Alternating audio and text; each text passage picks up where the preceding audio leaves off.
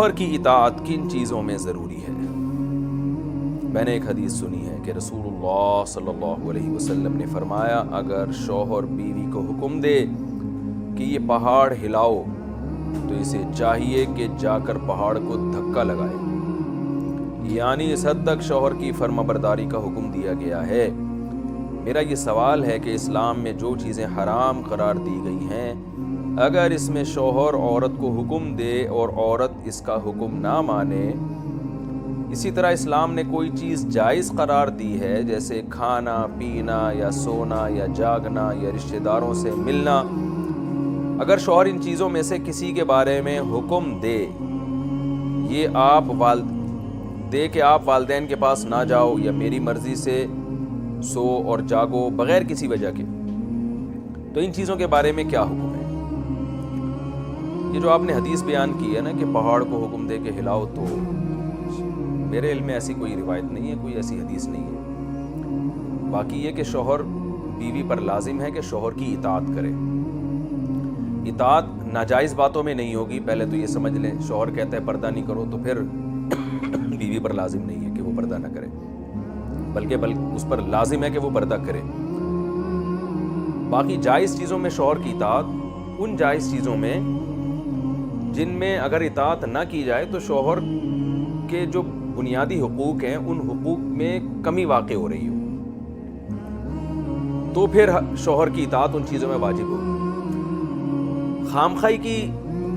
شوہر اگر کوئی بات کا حکم دیتا ہے جس کا نہ سر نہ پاؤں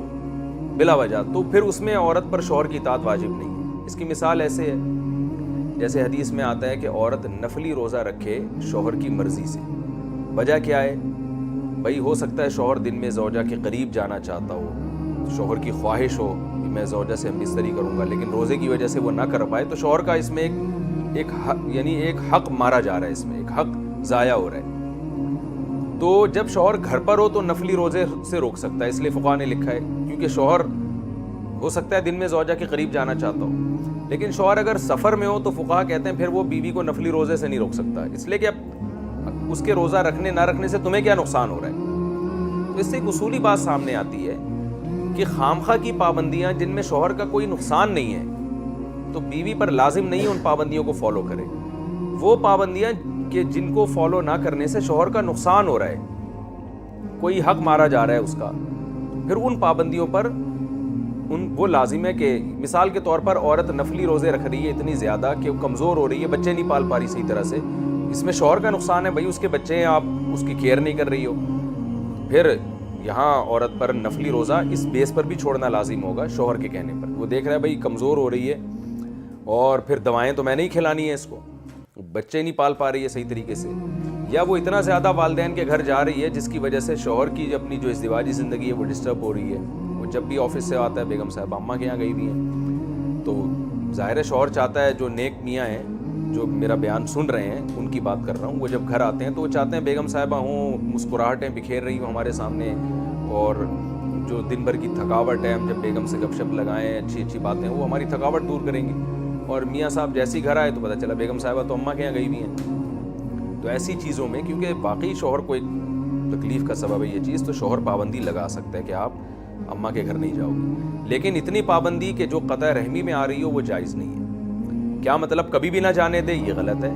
تو اس کی فقہا پھر مدت بیان کرتے ہیں کہ کم سے کم یعنی ہفتے میں ایک مرتبہ یا مہینے میں ایک مرتبہ، وہ ہر جگہ کا عرف کے لحاظ سے اس کی مقدار مختلف ہے کہ عورت پھر اپنے ماں باپ کے گھر جا سکتی ہے، اگر شوہر روکے گا بھی تو عورت پر اس کی اطاعت لازم نہیں ہے، کیونکہ ماں باپ سے ملنا بھی عورت کے لیے ضروری ہے، لیکن اس کی ایک حد ہے۔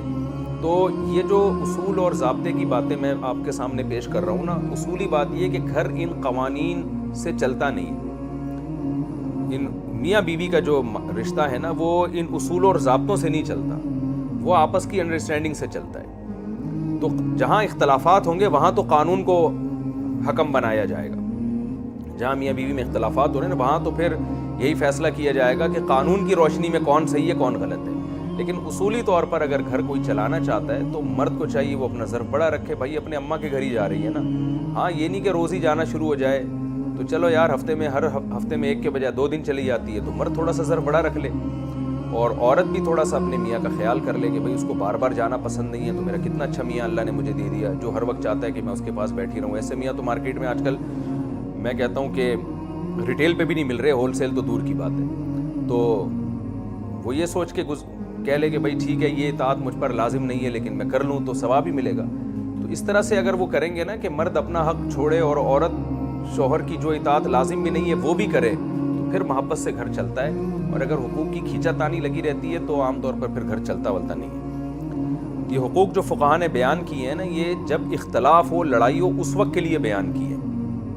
تو جب زوجین اور میاں بیوی کا جھگڑا ہو نا اور یہ فیصلہ کرنا ہو کہ ان میں کون صحیح ہے اور کون غلط ہے اس وقت قانون کا استعمال کیا جاتا ہے. یعنی شریعت کے قانون کو دیکھا جاتا ہے کہ قانونی لحاظ سے کس کا حق ہے. لیکن نارملی ان چیزوں کو زیادہ فوکس نہیں کرنا چاہیے. نارملی زندگی کوشش یہ کرنی چاہیے کہ مرد جتنا اپنے حقوق چھوڑ سکتا ہے وہ چھوڑے اور عورت جتنا بڑھ چڑھ کر خدمت کر سکتی ہے وہ کرے.